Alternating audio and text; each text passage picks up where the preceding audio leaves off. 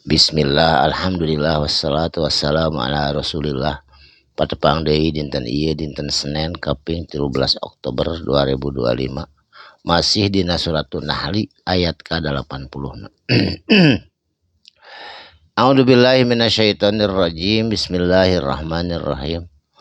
Wallahu jeung ari Gusti Allah. Ja'ala ngajadikeun Allah lakum pikeun anjeun kabeh. Mimbuyutikum tina imah-imah anjen sakanan untuk bertempat tinggal. Jadi jalma mah sadayana ge di pasihan bumi ku Allah jang cicing, baik itu ngontrak atau milik sendiri. Nu penting mah jalmi anu normal mah pasti cicingna di bumi, di rumah. Itu eta teh saha hakikat mati Allah Subhanahu wa taala. Wa ja'ala jeung dijadikeun lakum pikeun anjeun mejuludi tina kulitna an'ami sasatoan. Contohna tina kulit sapi, tina kulit onta. Naon dijieun eta teh nu baradag teh kulit teh buyutan nyaeta kemah.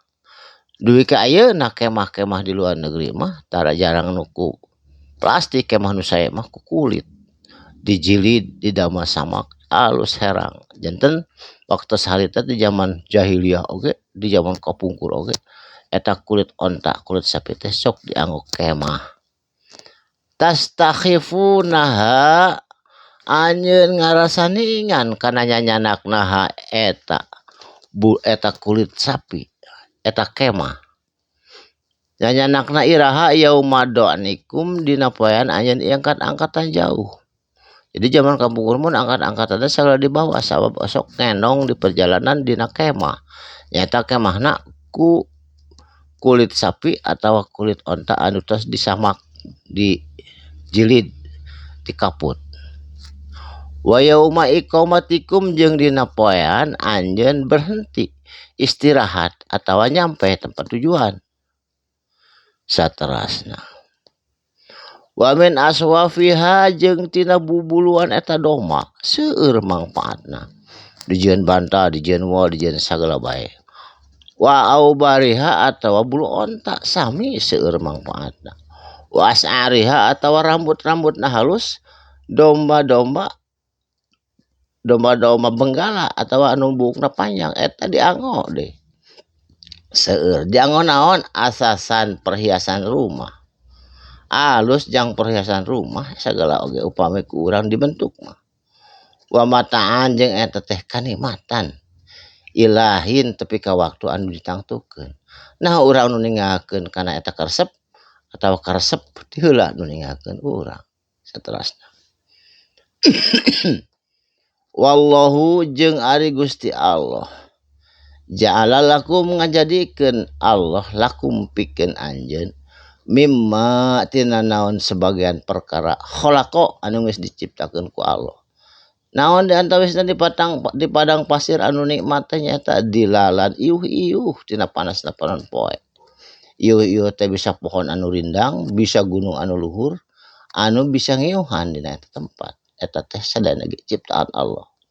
Wa ja'ala lakum jeung nyajadikeun Allah lakum pikeun anjeun mina jibali tina gunung-gunung nu sebat tadi aknanan nyaeta guha-guha.